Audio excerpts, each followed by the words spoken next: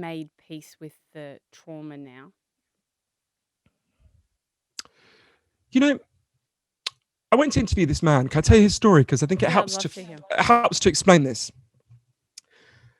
I went to interview a man called Dr. Vincent Felitti, who was part of making a huge breakthrough in depression and anxiety. So he's the core of the breakthrough that led to the understanding of one of the 9 causes of depression and anxiety that I write about in Lost Connections. So in the mid 1980s, Dr. Felitti was working in San Diego in California, and he was approached by Kaiser Permanente, who were the big not-for-profit medical provider, one of them in the city and in California generally. And Kaiser Permanente were like, look, we've got a really big problem and we don't know what to do about it. Please help us. And the problem they had at the time was the rise of obesity. Obesity had been going up and up for more than 2 decades by then. It subsequently massively increased, as we all know. And they said to him, look, we don't know what's causing this and we don't know what to do about it. We're doing the obvious things. We give people nutritional advice. We even if we give them personal trainers, nothing seems to be working. Can we give you some money and just figure out what the hell we should do? Just do blue skies research. So Dr. Felitti starts to, I know at a certain point some listeners will be thinking, what the hell has this got to do with depression? Bear with me, because it led to an incredible breakthrough on depression and anxiety specifically. So Dr. Felitti starts to work with 200 severely obese people who weighed more than 400 pounds. And he's thinking, well, what can I do? What can I do about this? And one day he had an idea that seems, and in many ways is, quite stupid. He asked himself, what would happen if really obese people literally stopped eating?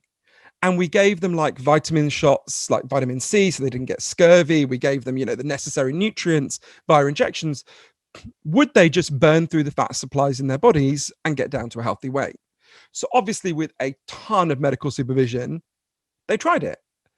And incredibly, at first, it worked. There's a woman, I'm going to call her Susan to protect her medical confidentiality. It's not a real name. She went down from being more than 400 pounds, where she'd been for years, to 138 pounds. It was incredible. She's saying to Dr. Felitti, you've saved my life. Her family are ringing Dr. Felitti saying, my God, you saved our daughter. This is incredible. And there were comparable weight losses in other parts of the program.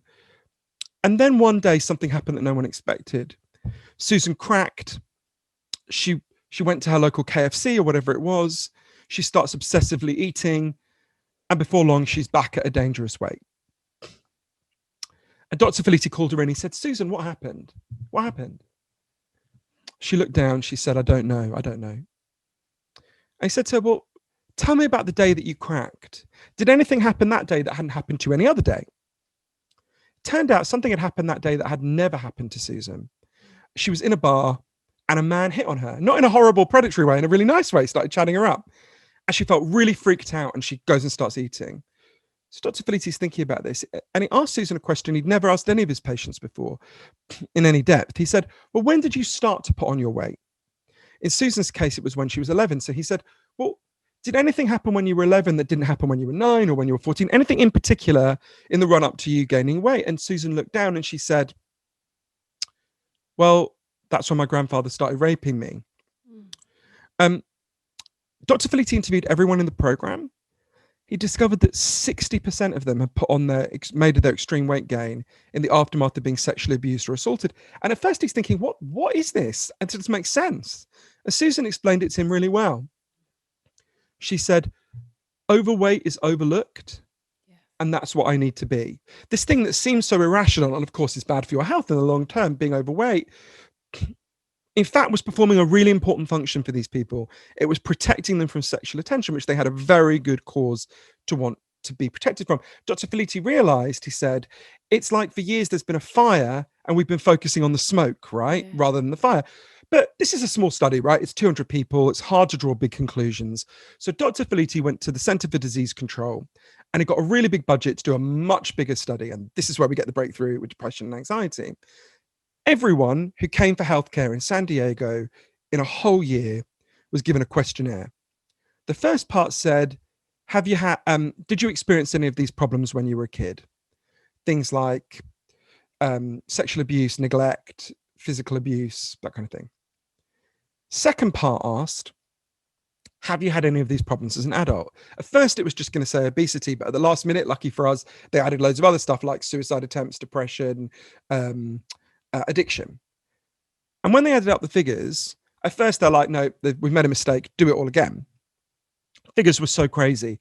For every category of childhood trauma you experienced, you were 2 to 4 times more likely to be depressed, anxious, obese, or addicted. But it was when you got into the multiple categories, the figures just went wild. If you had 6 categories of childhood trauma, which is my number, you were 3,100% more likely to have attempted suicide and 4,600% more likely to have an injecting drug problem. I mean, that's just wild, right? Wow. But I remember when I went to interview Dr. Felitti the first time in San Diego. I remember going to see him. He's a lovely man, right? He was like maybe 81 when I interviewed him. And really admirable. If you met him, I guarantee you'd like him. And I found myself getting so angry, I actually left. I ended the interview early and I went to the beach in San Diego and I was raging and I was thinking, why am I so angry? And of course, it comes back to what we were saying before. I didn't want to think about this, but the reason why I'm glad I went back and interviewed him again is because of what he discovered next, which to me is the most important.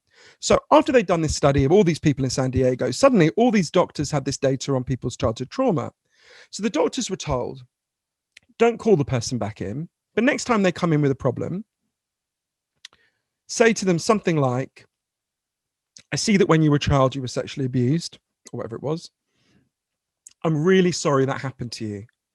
That should never have happened. Would you like to talk about it? And 40% of people didn't want to talk about it, but 60% did. And they wanted to talk about it on average for 5 minutes. And then it was randomized. Some of them were told, I can send you to a therapist to talk about it more. What was fascinating was just a 5-minute conversation of an authority figure saying, I'm really sorry this happened to you.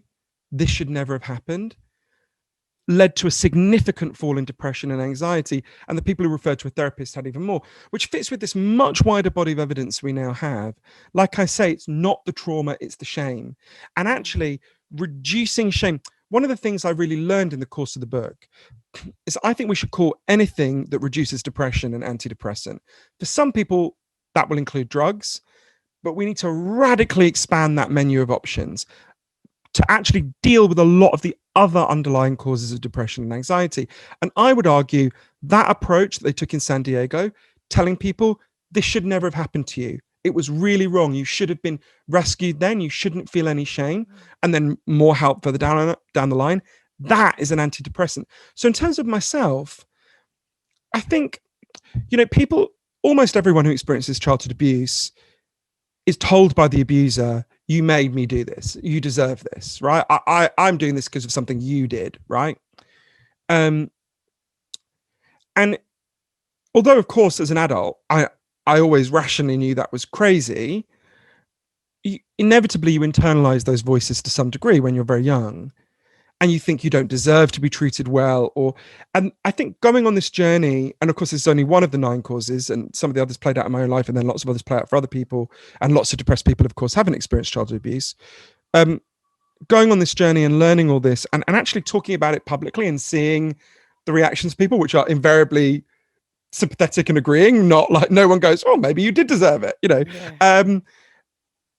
has been a really important part of overcoming that for me. I wouldn't say it still has it doesn't have an effect on my life, or it doesn't still play out. It absolutely does, but it's been massively helpful.